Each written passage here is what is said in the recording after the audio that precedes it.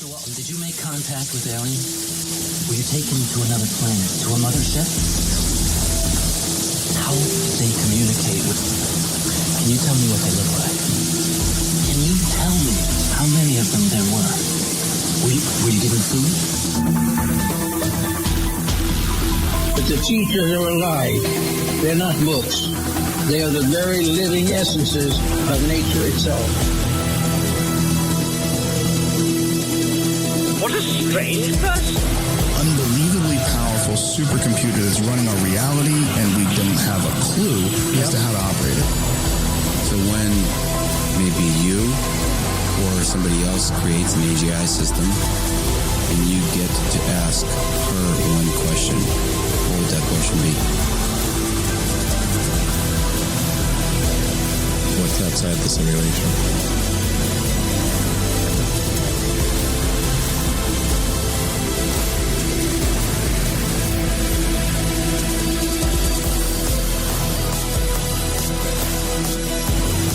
Say in your mind, say to yourself, I am more than my physical body, because I am more than physical matter. I can perceive that which is greater than the physical world.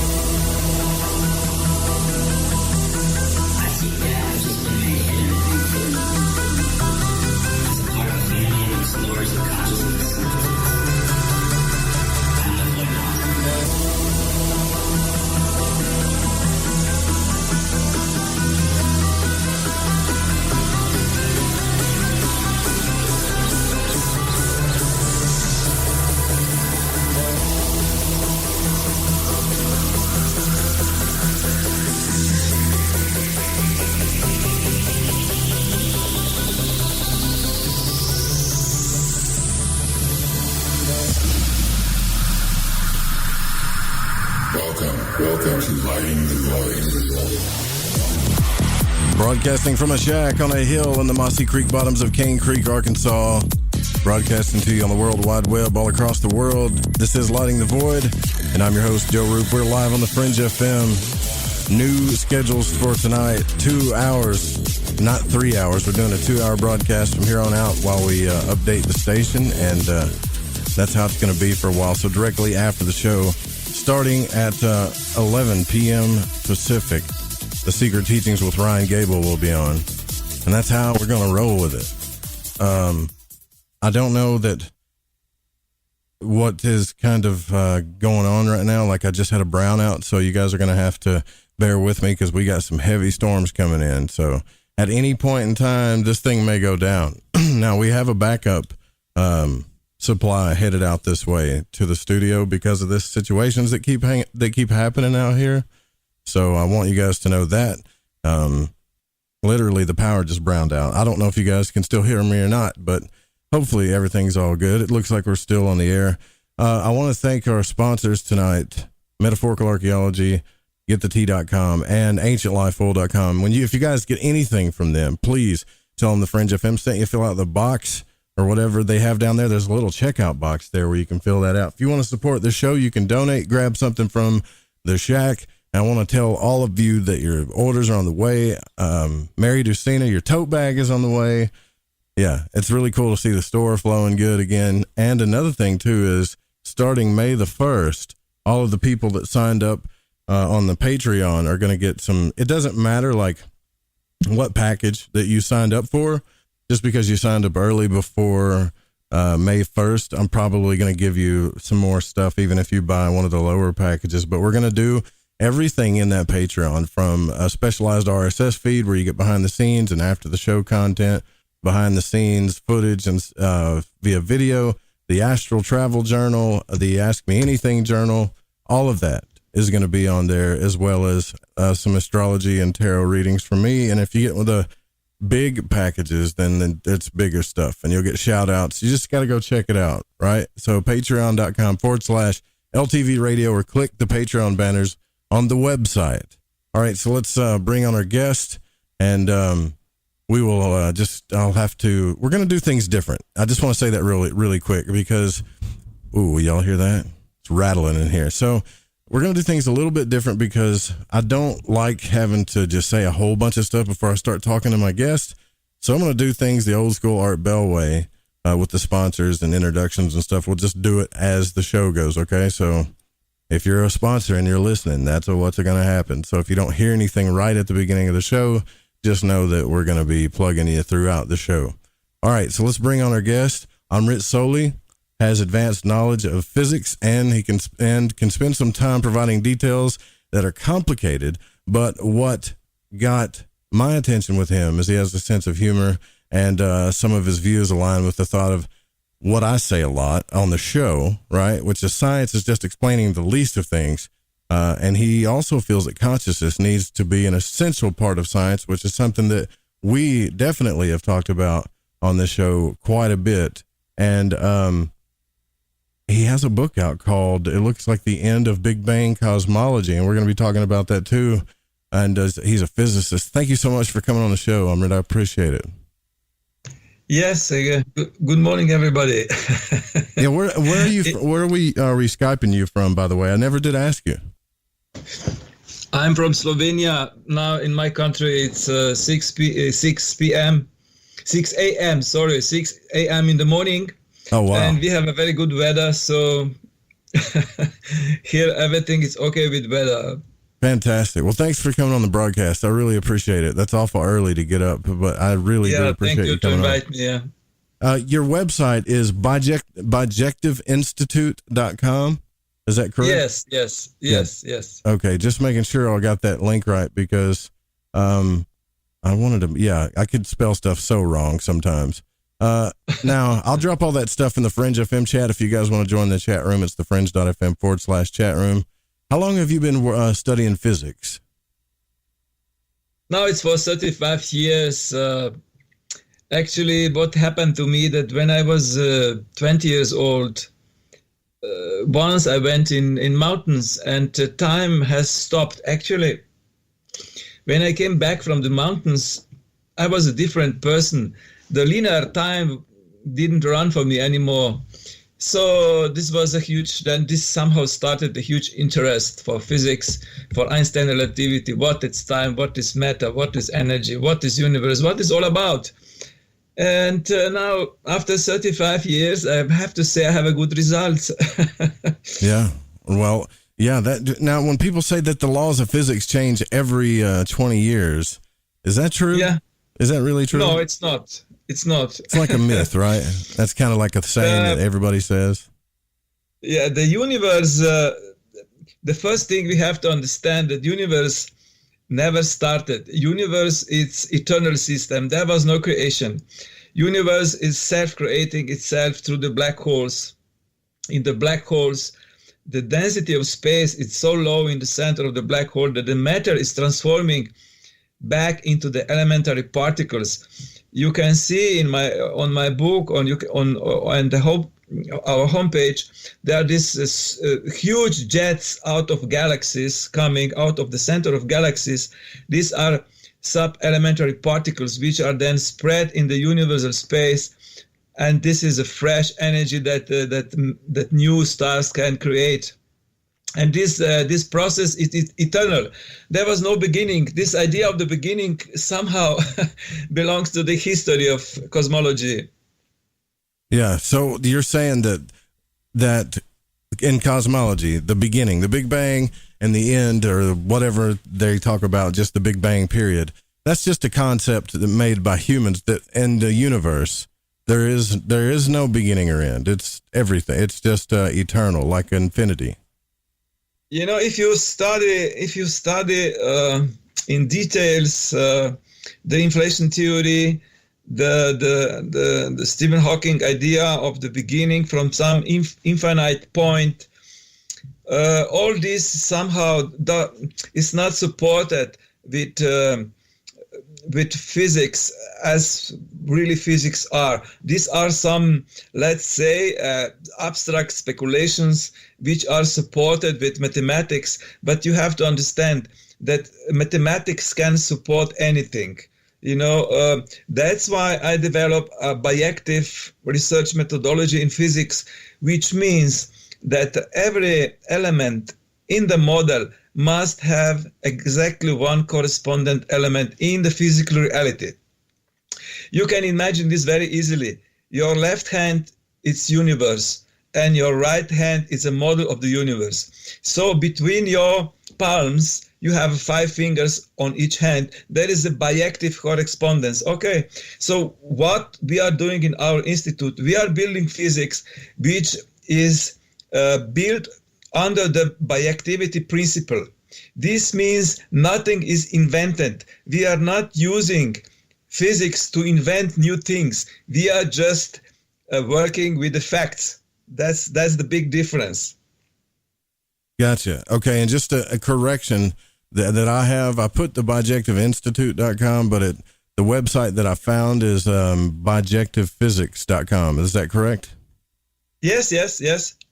Wow. Okay. So you wrote Bijective Physics, The Infinite History of Now, Relatively Reborn, and now the new book, The End of Big Bang Cosmology. So exactly. Now, are you familiar with Dr. Claude Swanson at all? No.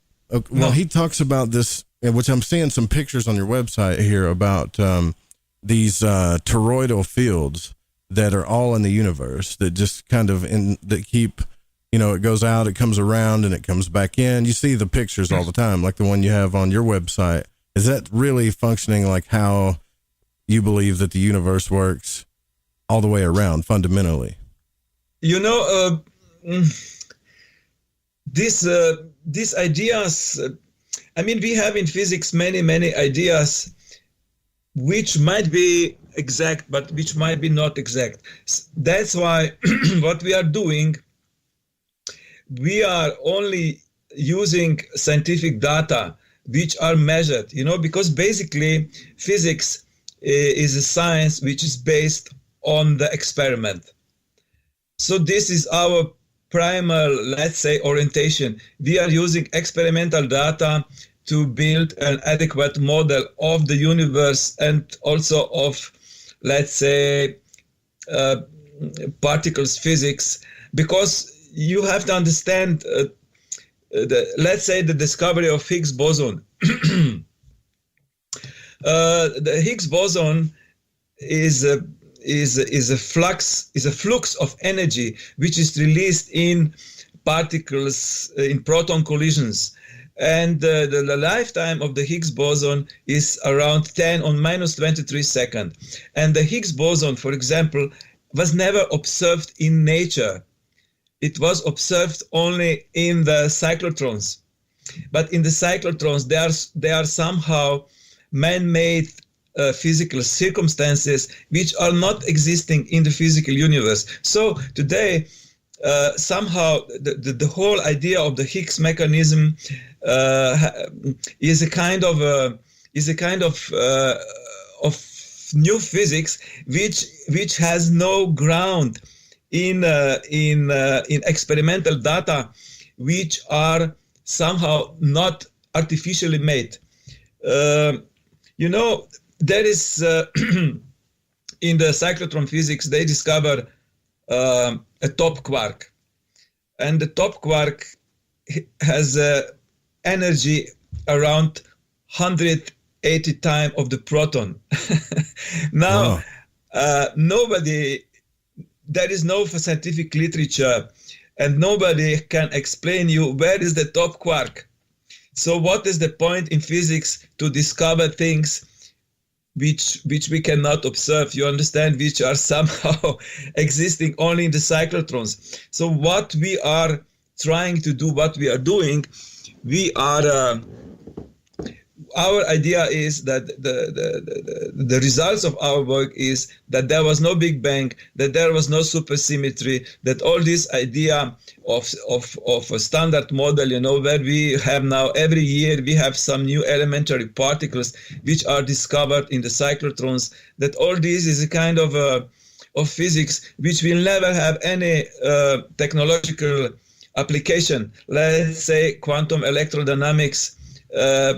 We can talk now, we have phones, we have computers, because quantum electrodynamics has developed electromagnetism in the way that today we have, let's say, this technology. But the cyclotron physics will never give any technology because it's a man-made, so this is the main problem of physics today. Are we searching for something that really exists in the universe, or we are just inventing things and creating physics which is all, let's say, for example, only in the cyclotrons? That's one of the main reasons that we established this Bijective Research Institute. We are saying we have to go back to the ground, back to reality. And so what about the double slit experiment and the idea of the photons and waves and things like that? Does that still hold water according to your research? Double slit experiment is a beautiful experiment, which today still is not well understood. Now, recently, our institute is joined by Professor Paolo Di Sia from Padova University, and we are developing a new model which is called superfluid dynamic space. Actually, the idea of Einstein that space is empty, this idea is now prevailing in physics for 100 years, but this idea is false, because you cannot have a material body which is, according to Einstein formula, E is mc squared. You cannot have a given physical object in empty space which has no physical properties of energy. So our model is that universal space is primordial energy of the universe. So when you are sending, let's say, electron through the upper slit in double slit experiment, the electron, it's also interacting with this superfluid dynamic space and creating a wave. So the wave is going through both slits, down slit and upper slit. And that's why we have this interference pattern, because every particle... 777-5631. Yeah, well, the storms just totally knocked us out here big time. And I have no idea I can't promise you it's not going to happen again until we get that backup, whatever that thing is, the UPS out here. We've got everything we need except that, and we're working on that right now. All right, so Amrit is back with us. I got you back here, don't I, Amrit? You're with us? Yes, I'm here. Fantastic. So Amrit Sorli is with us, physicist and author of The End of Big Bang Cosmology. And before the outage happened here, we were talking about, how a lot of physics is, and according to you, is disproven. But I want to be doubly clear about this, that what you're saying is that there is no cosmology as far as the beginning of the universe goes. There is no beginning to it all as far as what your research has shown, or is that just based on your theory? I'm sure it's all theory to begin with, but you see, to understand better what universe is, we have first to understand what it's time. Okay. And we can do together a very simple experiment. You move your hand in front of your head. Your hand, it's moving only in space, but you are experiencing through time, because the linear time, past, present, future, is in the brain. So we are experiencing motion in space through the linear time, which is in the brain. Article on this was published by Mon-Fri in Nature years ago. So the linear time, it's only in the head. In the universe, there is no physical time, and somehow we are still suffering this for 120 years. Einstein used to say, past, present, and future are stubbornly persistent illusions. Einstein also used to say, there is no other time than order of events by which we measure it. This actually means that we are living in eternal now and here. This, in the scientific terms, we say that universe, it's time invariant. Nothing ever happened in physical time because physical time does not exist. Wow. So then what according to your research is making up this illusion or illusion of time? I mean, is it made up of, is it just in the brain? I mean, because that's really perplexing the more I think about it. Are we creating the universe via our, observation, and that's it? No, we are not creating. The Foxy Foundational Questions Institute from America,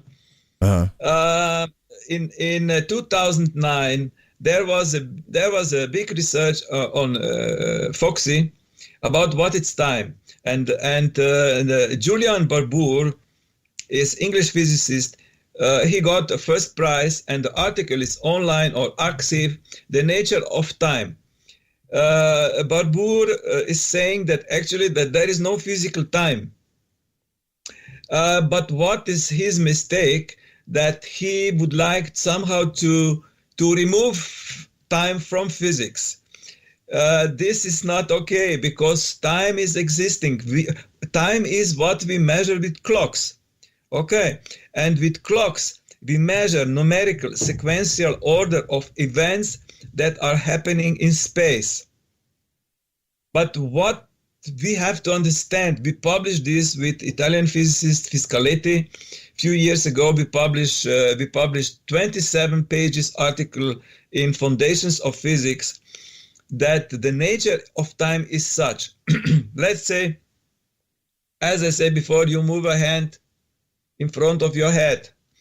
The motion has a sequential order. We can imagine that actually you are moving your hand on the Planck distances, okay? Okay. And the distance, every distance of motion is a sum of Planck distances. And every Planck distance has correspondent Planck time. So when we are measuring this numerical sequential order, we get duration. Gotcha. But duration is the result of the measurement from the side of the observer, which exactly means no measurement, no duration. So we are believing somehow that things in the universe have duration on its own, but they don't have. Duration is the result of the measurement from the side of the observer. So actually, 20 years ago, I had on my visit card, when I went for conferences, eternity is now. And people have been laughing to me. They say, that's a very good joke. But I say, that's not a joke. That's scientific truth, And the mainstream science still didn't get that truth. That's the main problem of physics. Well, yeah, it's all very interesting to me, but the idea that there is no time, that we are just experiencing, I guess, numbers happening in sequence, or something happening in sequence that appears to be movement or time or whatever. But the truth is, I mean, if you really think about it, like you're saying, we base our time on the movements of objects in space, like the sun, the moon, the way the light shines. So we come up with a system, and we call it, past, present, and future. We put years and dates and clocks to it and all that stuff. But the truth is like we're just in like one big moment of now. Now, I understand all of that inherently, but how do you explain growth? How do we explain, if we're just in one big moment of now, things that grow? Yeah. The idea of birth, death, rebirth. I know it's just life, but is that just another illusion that makes us feel like there's time as well? No, nothing is illusion. The only illusion is it's the only illusion that exists is in the human mind. We are all the time creating illusions. But the universe is something very real. There is no illusion there. Your question is very interesting, and I will explain this in the frame of Einstein relativity. This famous twin paradox. Everybody knows this. That if, let's say that we are twins, you remain here on the Earth, and I go with the fast spaceship. I go in the universe, right? Yeah. And when I come back, I will. For me, time is running a bit slower because I'm going very fast. So I will be a bit younger than you. Right. Now we have to understand this. What is the point in all this? Let's say also what is valid in the general relativity. We are twins, and you go on the moon. On the moon, you will age fast. All right. So hopefully that don't happen again. Jesus. All right. So if you're just tuning in, Amrit Sorli is here with us, physicist. We're talking about his book, The End of Big Bang Cosmology, and right before the power went out, I'd asked you a question about time, and you talked about the theory of, like, if we travel in a spaceship, you go out to this faraway distance and come back, then you're going to be a little younger than me. And then as you went on to explain that, then we went down again. So just yeah. Go ahead I and pick continue. up from there. Let's say that that we are twins and I go on the moon, On the moon, there is less gravity and clocks are running faster. So I will age faster. But what is important to understand, that you and me, we are both aging only in space. We are not aging in time, because there is no physical time. Time is only a sequential order of the way we are changing. The same is with the entropy. Let's say entropy is happening only in space. This let's say superfluid dynamic space of the universe is time invariant, which means that the whole idea, of the beginning of some big explosion and all this is just belongs to the history of science.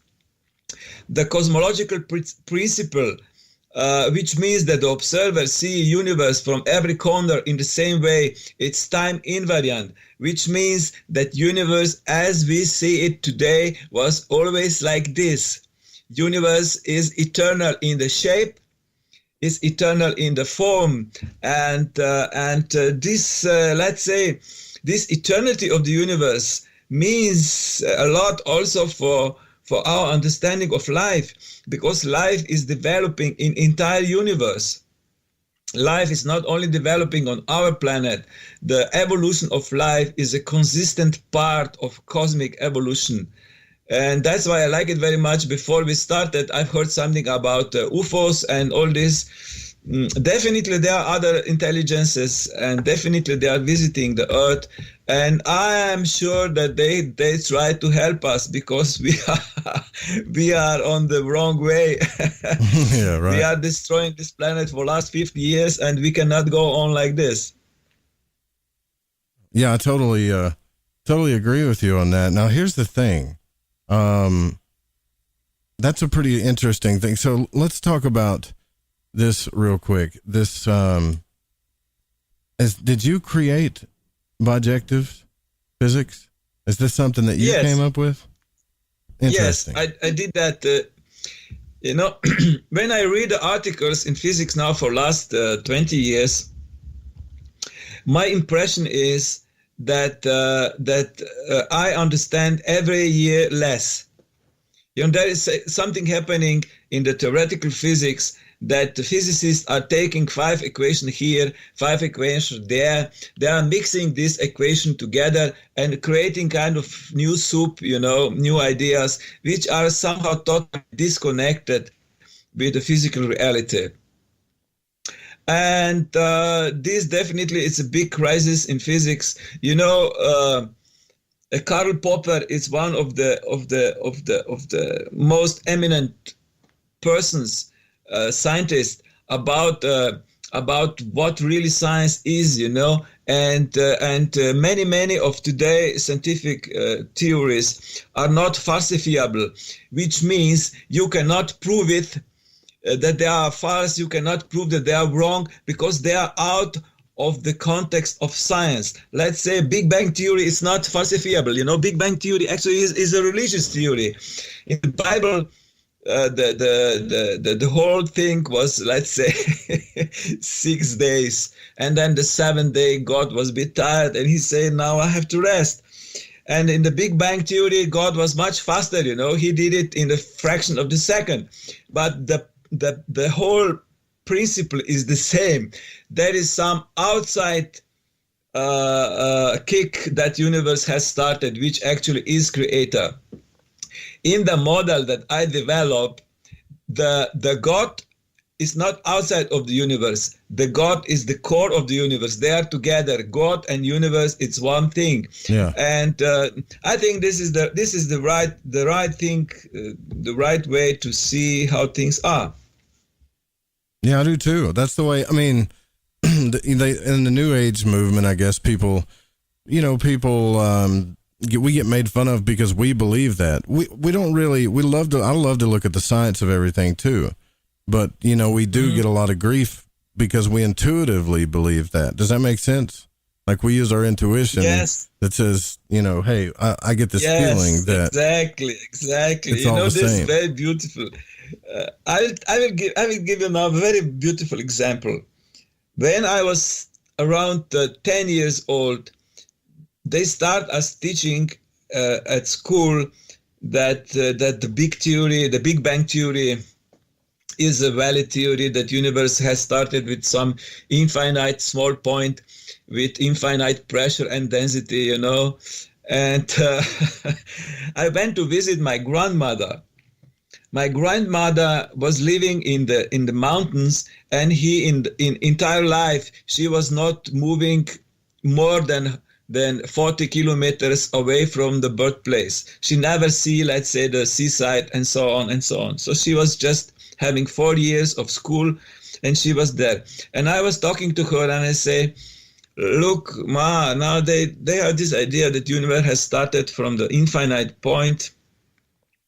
And she looked at me and she said, listen, that's extremely stupid idea. I don't believe that. That's so strange to me. So, if you have a little bit of let's say, this natural intelligence, which we all humans have, a Big Bang theory, it's a nonsense. And that's why, as you said before, intuitively we feel that things are different. Just one thing about this is very important, The whole idea of the universal space is expanding. This is not scientific idea. This is wrong. Why? Because NASA has measured back in 2014 that universal space has Euclidean shape. This is a very accurate work NASA has done. They measure angles between 3 stellar objects, and the sum of the angles is always 180 degrees. This means that the shape of the universal space is Euclidean. And now the whole idea, that universe has started from some infinite point and expanding into infinite universe is not scientific, because infinite mathematical point has no dimension, is dimensionless, and something that is dimensionless can never expand into something that is infinite. That's the first thing.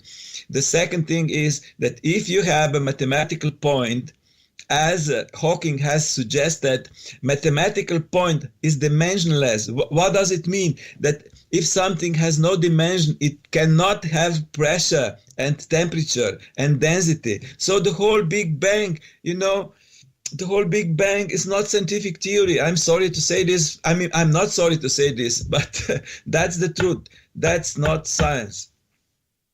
So the mathematical point needs to be defined. In other words, it can't just be a point and that's it, right? Like it has to be it has to be matter.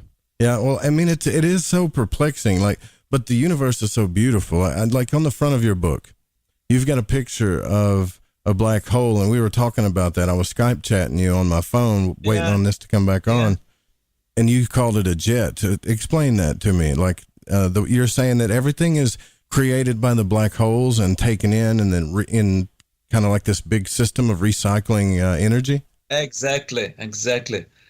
In the astronomy in last 15 years has proved that almost in every galaxy, in the center of the galaxy, there is a huge black hole. Okay. And this huge black hole is eating the old matter and transforming this old matter into the fresh energy in the form of elementary particles. And this in the center of black holes, there are these huge jets of this fresh energy, which are thrown out in the universal space. So the black holes are rejuvenating systems of the universe. And there is a lot of scientific evidence on this, that these jets exist. They have been somehow observed. A lot of calculation on this is existing. So actually, if we take the evidence, the scientific evidence of the black holes in the center of the galaxies, everybody will agree that black holes are rejuvenating systems of the universe. You know, there is no doubt about this. So the whole Big Bang theory is clinical dead, has died clinically when NASA has measured that universal space is infinite. But because so much of money was invested, so much of articles were published, you know, about Big Bang, about supersymmetry, about particle physics, that now somehow the scientific establishment is still holding on that, because once Big Bang theory is declared dead, you know, the whole cyclotron physics has no any more stable basis. That's the main problem for them, not for me. Yeah, I get that. So let me ask you a question. Then the energy and the matter that a black hole takes in, and when you're showing these jets, does it recycle it in a way? I mean, it just seems like these things swallow stars and galaxies and, you know, everything. Yeah. And then it comes, is it recycling that, or is it just coming from somewhere else? I don't know. It's kind of tricky when you think about it. Okay, that's a very good question. That's a very good question that we will make it clear now. You know, the whole idea of the black holes is not well understood, because they say what is happening behind the event horizon, you know. Yeah, exactly. And because they think that space is empty, there is no solution for this. So what I did some precise calculations, which were published last year in August in Scientific Reports. This is a journal of Nature Springer Group. The impact factor is 4.5. This is a good journal. In these calculations, I show that in the center of the black hole, the density of the space is so low that atoms become unstable. You can imagine this like we are standing on the iron nets, you know, which is, let's say, which have a 10 centimeter by 10 centimeter, you know, so we can still stand this very good on such a raster. But when this is growing to 20 to 30, when we have let's say 1 meter by 1, we will fall through. We will not be stable anymore. The same is happening in the center of the black hole. The density of the space is so low that the atoms become unstable, and atoms are falling apart back into elementary particles. And elementary particles are then somehow thrown out in these huge jets. And this, good. I mean, it's got to be. That was a massive lightning bolt, by the way. I'm talking about. There was no dodging that one. That was definitely going to take down the studio and everything. I got to build some type of. I've tried my own stuff, making my own lightning rods and all this other stuff.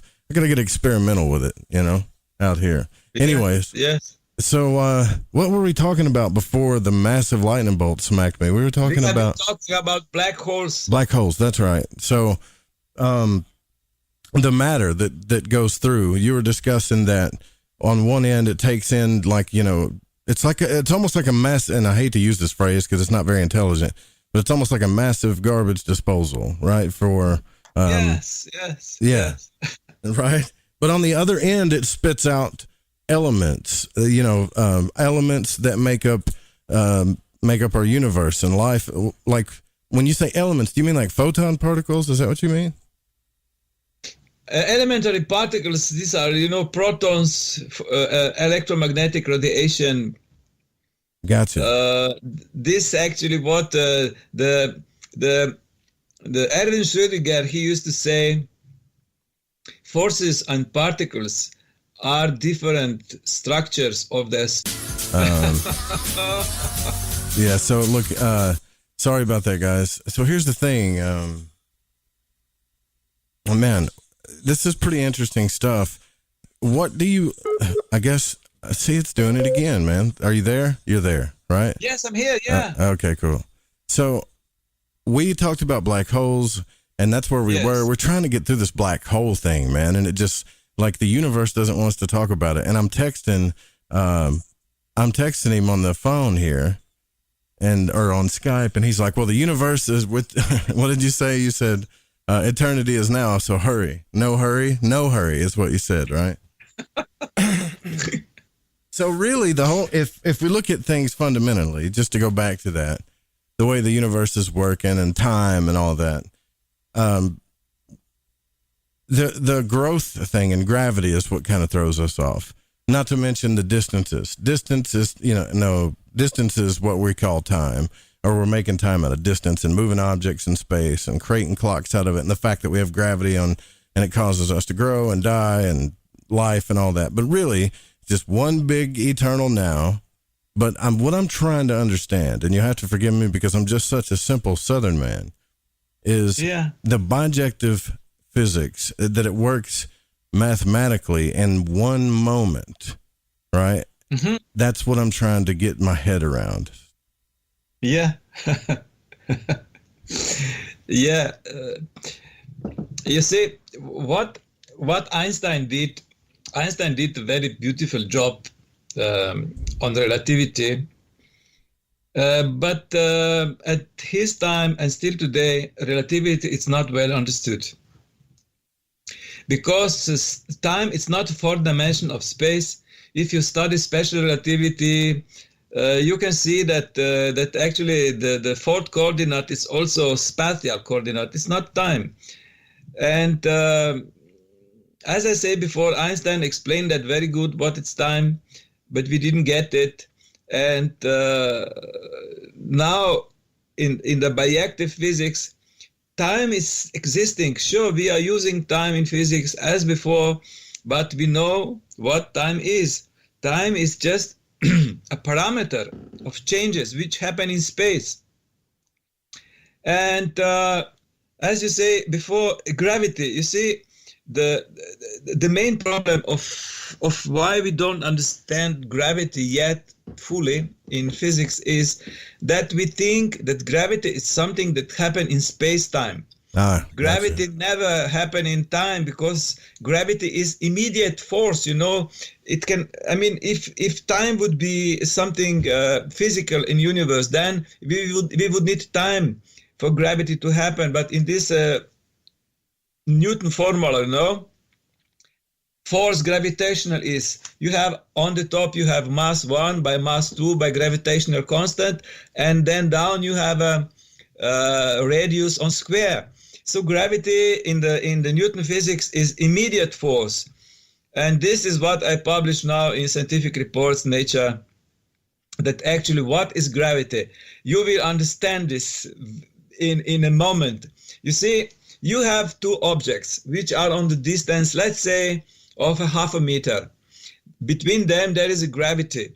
So what is happening is that every physical object is diminishing density of space in its center exactly for the amount of the energy. This is this formula. A is mc squared, and then you have a maximum density minus minimum density, which is density in the center per volume. This is extension of the Einstein formula. And now these two objects are diminishing density of the space, and the gravity is this outer pressure of space which is pushing objects together. Gotcha. So gravity is working from outside. You know, because this superfluid dynamic space, it's four-dimensional, and physical objects are three-dimensional. So they are somehow locked in the lower density of space. So there is no graviton. You know, this idea that there must be some particle, graviton, which is traveling between physical objects and putting them and holding them together, that's a farce. That's not right. And now, have you tested this theory of bijective physics against every system and everything that works in the universe? We're talking about how galaxies form, how stars, like everything. Yeah. Have you tested it against everything? I mean, that's a lot. That's a lot, right? You know, I mean, that's a good question, but I will explain now what actually bijective principle means. Bijective principle means, you know, in the mathematics we have some very, very beautiful theory, which is a set theory. And now in the set theory, things are so crystal clear that there is no escape. So what I define, the universe, the physical universe, has different elements. Okay, this is set X, and the model of the universe is set epsilon, has also different elements. And now what we require in the bijective principle is that every element in the model must have exactly one correspondent element to the elements in the universe. In this way, we get 100% exact picture of the universe. now now correspondent, but do you mean opposite or just corresponding? Like, I got a picture here. I think I understand what you're saying now. Okay, go ahead. Corresponding, we get 100% exact picture of the universe, and Makes sense. and now on this basis we will do revision. We are doing revision of existent physics. You know, let's say very practical. The gravitational time dilation, you know, you have it in physics, something which is somehow proved scientifically by Shapiro. You know, the famous physicist Shapiro, he measured that light, when it's traveling in the strong gravity, needs a bit more time to come from A to B. Okay, now the official explanation is that time as a fourth dimension of space, it's getting a bit longer in stronger gravity, and that's why the photon needs more time. That's not true. The fact is that in the stronger gravity, the density of space is lower, and this is changing electrodynamical properties of the space. We call this permittivity and permeability of space, and that's why a light has a bit different speed. Okay, this is the result of bijective research, you know, and Einstein was not he was not standing behind this that light has a constant speed. You know, light in generally has constant speed, but it has a minimal variations which are depending on the permeability and permittivity of space, and this is still holding general relativity in place. You know, physicists are somehow taking this constancy of light as a kind of, you know, rule as a kind of Bible rule that cannot be touched. And this is in the way, this is why physics cannot progress, because we are somehow totally blind. Well, the consistency of light, like when they did the, all right, so, man, this has been the hardest discussion I've ever had in my entire life to get across. Sorry about that, guys. Y'all are hearing two separate Lighting the Void shows, but this one is the live show that keeps going down. So, yeah, what were we talking about before the break, Amrit? We have been talking. You say something about smashing particles in cyclotrons. Yeah, right. So you were saying that light is not a constant, and for us New Agers and spiritual people like that, we hate to hear that because we believe that light is absolutely a constant in the universe. And so things like the double slit experiment kind of validate that to us, but then also like quantum entanglement, where they destroy, let's say 3 particles are entangled and they destroy one. Well, it doesn't really die. It just flips and it's equally on the other side. Now, kind of like the set theory you're talking about, it just flips, so to speak. So wouldn't that make light a constant though, if it can never be theoretically destroyed? What you say about quantum entanglement, we published an article about this years ago. This superfluid dynamic space, okay, this medium is a direct information medium of entanglement. This means that actually entire universe is always entangled because only this eternity of now exists. We are all entangled in this eternity of now. And this Einstein-Podolsky-Rosen experiment, cannot be solved if you think that entanglement is happening in some physical time. Once you understand that entanglement is happening only in space, then you understand that this space is a medium of entanglement. So let's say you love your girlfriend and you don't need to tell her that, she will feel that. And this information about your love, it's entanglement, Gotcha. That makes sense. We have to understand that the photon is taking information from one place to another place, from A to B in space with the light speed. But there are more subtle ways of communication which are actually immediate. And this is entanglement. And superfluid dynamic space is a medium of entanglement. So the entire universe is entangled, but we are not aware of it, Yeah, that makes sense. So that just proves your theory even more of what you're talking about when it comes to bijective physics or bijective physics. So definitely, yeah. All right. So then when the universe in a black, so basically what you're saying is it's all space. There is no time, and it's all a matter of different densities based on the space itself and the mass itself. And then you got these black holes that take in matter and energy and all this stuff. And then on the other side, they jet out the corresponding set or the corresponding particle. And then it just starts all over. Yeah, in universe, in universe, everything is running smoothly. In universe, everything is perfect. In universe, there is no unsolved problems. We have been creating these problems of physics because we don't understand exactly what is going on. We are inventing physics. What is very important, if you want to make physics what physics is, then you cannot involve your mind. Your mind can be only a worker, but it cannot be creator. The creator is conscious observer, which means that you are 100% aware the way your mind is working. What is happening in last 20 years is that mind is creating physics.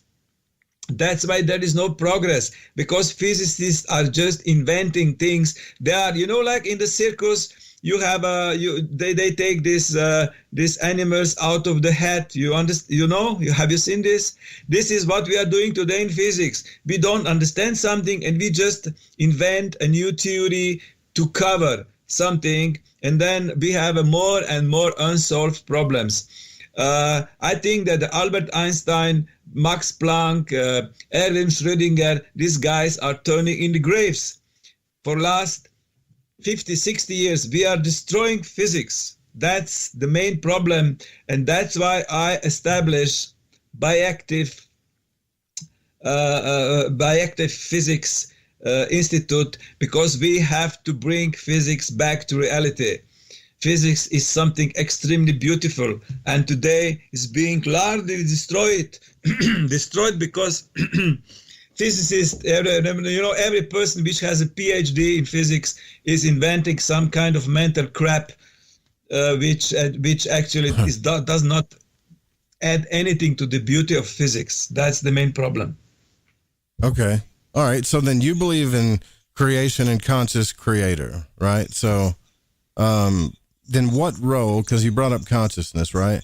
What role does consciousness play in this factor? Because I've had some pretty interesting experience as far as like the out-of-body experience goes, things with synchronicities and manifestation, stuff like that. So there's got to be some type of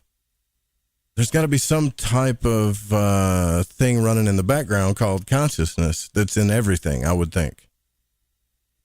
Yes, this is like, let's say, matter has 3 dimensions. Okay. Then you have this superfluid dynamic space which has 4 dimensions. Then you have a kind of more subtle energy which we call prana, which we call life energy in China. Chi in India, prana. This is 5 dimensions, and then we have more subtle layers of energies, and then the primordial space in which everything is consciousness. This is n-dimensional Hilbert space. We can describe this mathematically, where actually consciousness can be presented, described mathematically as a photon which has a infinite frequency. We publish articles on this, but I have to say that still this is, we cannot reach with Bijectivity so far. I think that consciousness, more than something that we are searching on intellectually, we have to jump into consciousness, into meditation, because once you go beyond your mind, then you go deeper into consciousness. Consciousness ontologically is much higher than mind. So also Bijective physics in the field of consciousness has a certain limits, because consciousness is not something that you think about. Consciousness, it's something that you experience. Exactly. That's right. Yeah, exactly. We were just talking about that last night too. How experience tells us our truth. It's as if there's been this system that set itself up to live like life through experiences, to learn about itself almost, or something like that. That's what it seems intuitively like to me, that there's all these, that the universe is doing everything that it can to try to create life. And you hear about all of these, I guess in religion, like I can't wait till I die so I go to heaven and get away from this place. Well, what if you just get cycled back through and the universe is doing everything in its power? What if life is like the greatest thing in the universe, So I don't know. Yeah, universe is always open and is pushing us that we would understand what is going on. But as we are somehow so blind with this, the main virus on this planet, coronavirus, is not danger at all. The main virus is this idea of the profit. That we must make a profit.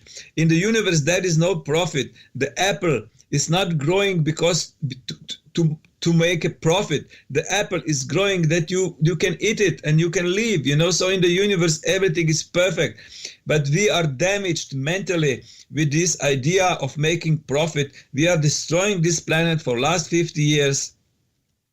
I just published an article with my colleague, Professor Dicia from Italy, that actually 5G is extremely dangerous.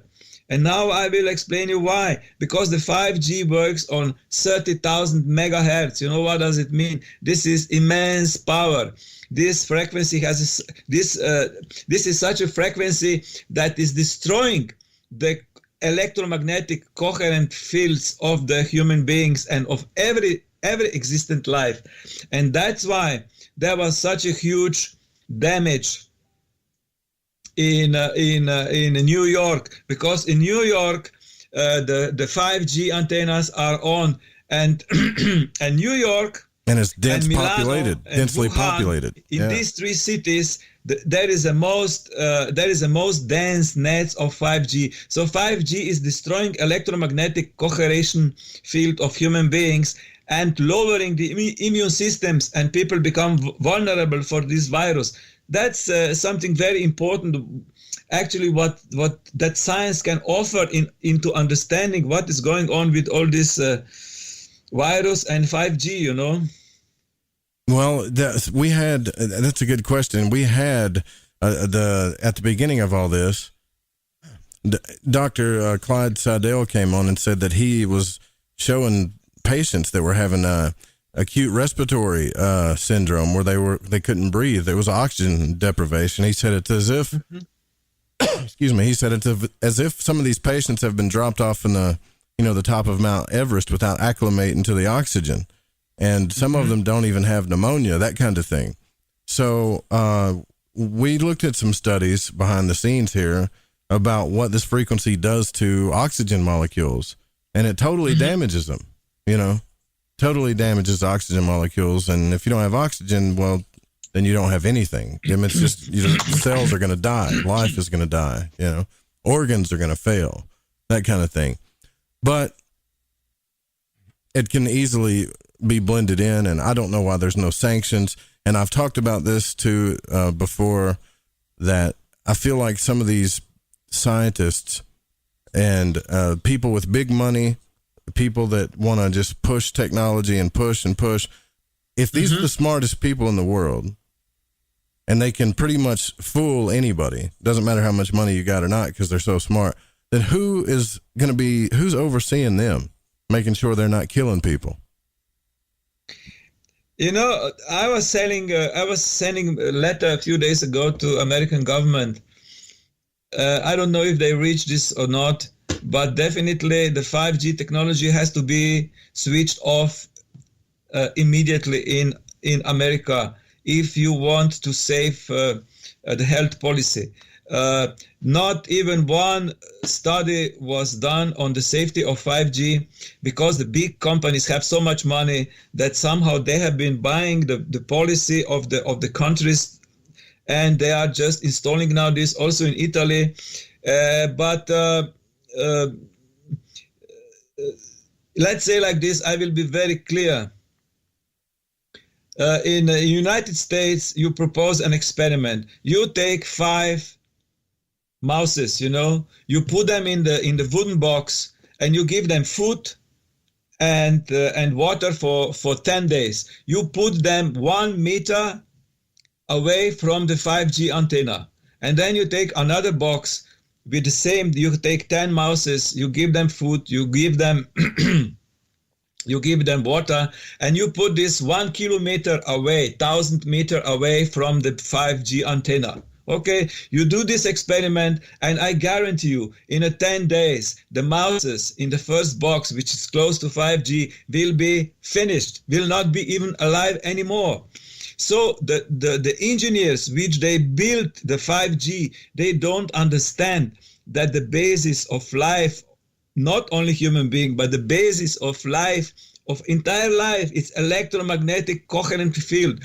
This was discovered by Fritz Popp 30 years ago. We had the communication with him 30 years ago already. Before this was searched by Russian scientists, the coherent electromagnetic field is the base of our health, and 5G is destroying this. The result is that the immune system is so low that people are somehow then vulnerable to this virus, which actually is just a normal flu. This is just a normal flu. It's nothing more. And this flu is coming every winter. So actually, the big pharma has so much money that it's fooling the entire human population. And this is I think this is one of the biggest crimes against humanity. I think that your president has power enough to do the experiment with 5G. As I say, you put 10 mouses close to 5G. I guarantee you in 10 days, they will be finished. Because, as I say, 5G is extremely dangerous. I agree with you, and a lot of people agree with you, and we got to do something about it. Right now, the only thing that I could say that we can do is just keep talking about it and don't buy a 5G phone. Simple as that. Cut the money off. If everybody doesn't buy their, don't buy their products, and we don't use their products, then, they can't, right? I don't think they can force us, but anyways, so, we only got the 5G phone is not a problem. The problem are 5G antennas. Yeah, okay. Yeah. Because the 5G antennas, they have such a strong radiation on this superfluid, because we have to actually understand the superfluid dynamic space is a carrier of electromagnetic impulse. Okay. Mm-hmm. And this electromagnetic, let's say, inclination, was already so strong. But now with the 5G, the pollution, the electromagnetic pollution went over limits. The life cannot support this. That's why you have these hundreds of birds falling down in cities where they install this 5G. And this is crime. This is crime against life. I don't know if this crime is done on the purpose or this crime is done because of the let's say engineers don't have knowledge actually how much this is irritating human coherent electromagnetic field. But definitely with the 5G technology, there will be a disaster on this planet. People will get sick in millions. Yeah, there's no doubt about it. We do have to get out of here. Maybe, you know what? I'm going to have Pacho reschedule so we can have a little bit longer of a conversation next time. It's not doing this, and we've got something to protect the studio from going down like that again. And I really appreciate you coming on the broadcast. Thank you so much. Thank you for inviting me. And we have to work together because the Earth is passing a very difficult time. And if we will not enlighten human minds with the right informations, what is going on this planet, we will have then a very, very hard time. I totally agree. You guys heard it from somebody that's way smarter than most of us, a physicist, right? Telling you, like, hey, look, you need to get this fixed right now. Y'all go to the website, bijectivephysics.com. Thank you, Pacho, for hooking this up. Thank you guys at the Fringe FM, all you in the Fringe FM chat. Sign up to the Patreon. Help us, support us. Secret Teachings with Ryan Gables up next. Shout out to Chronox and Steezy Stevie. Good night, y'all.